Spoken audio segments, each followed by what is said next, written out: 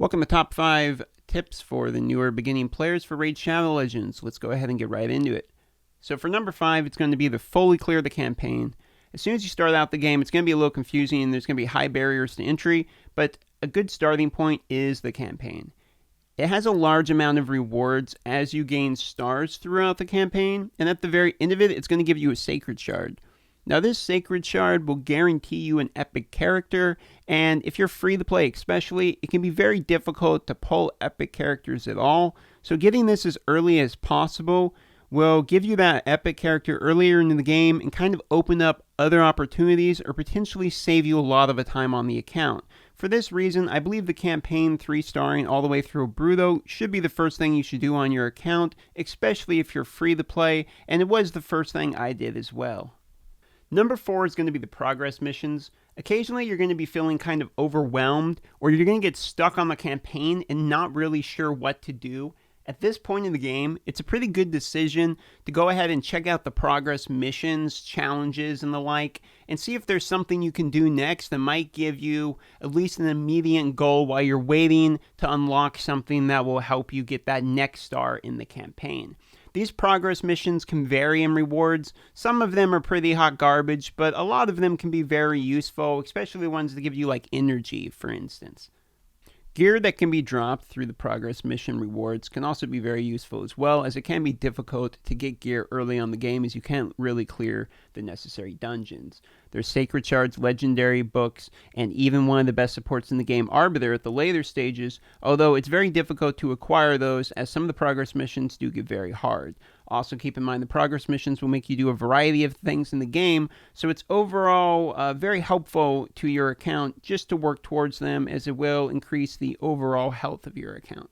Number 3 is going to be focus on clan boss when you can. You're going to auto-generate keys just based upon time, and when you get those keys, you definitely want to actually use them. Clan boss has some of the best rewards you can get in the game, especially at in-game, where it can drop you void shards, legendary tombs, sacred shards. It can drop you basically everything that you really get bottlenecked on later. As soon as it is possible for you to begin getting those type of rewards, you want to try to focus on that. Now this will unlock more later in the game once you really get your hands on things like masteries, but it is a long-term goal that you want to focus on when possible.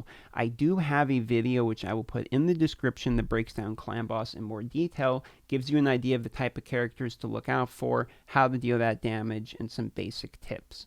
Number 2 is going to be work on your Great Hall. The Great Hall bonuses increase based upon your rank in Arena. Up at Gold 4, you will get a 20% boost across the board in all areas of the game.